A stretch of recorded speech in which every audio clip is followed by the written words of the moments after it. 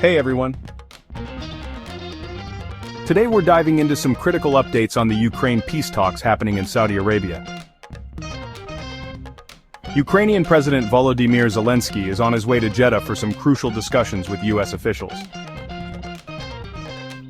This marks the first high-level meeting since his rather tense encounter with President Trump. Now leading the Ukrainian delegation is Chief of Staff Andriy Yermak. They're meeting with U.S. Secretary of State Marco Rubio and National Security Advisor Mike Waltz. The main focus? Exploring potential concessions to Russia and addressing a critical minerals agreement tied to U.S. security assurances for Ukraine. Speaking of Trump, he's quite skeptical about Ukraine's chances against Russia, even with American support.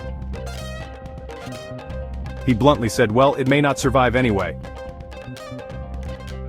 and raised concerns about Europe's ability to support Kiev without US help.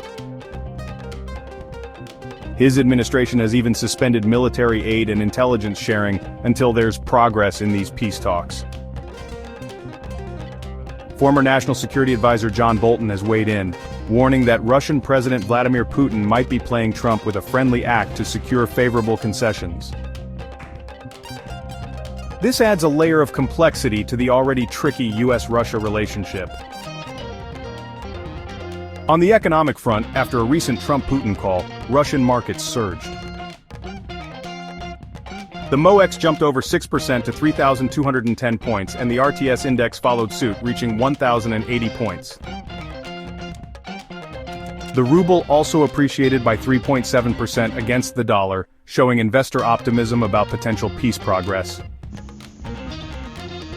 All eyes are on the Jeddah talks as they could shape the future of the Ukraine conflict.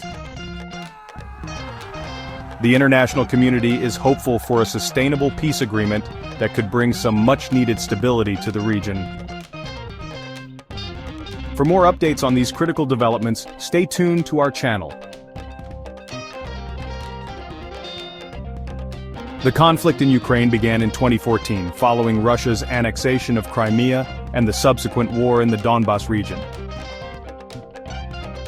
The war has resulted in thousands of deaths and displaced millions, creating a humanitarian crisis. The choice of Saudi Arabia as the venue for these talks is significant, given its neutral stance and influence in the region. A successful outcome could pave the way for a broader international effort to resolve the conflict. Potential outcomes include a ceasefire, withdrawal of troops, and a framework for future negotiations. The hope is that these talks will lead to lasting peace and the rebuilding of war-torn areas. Stay tuned for more updates on this developing story.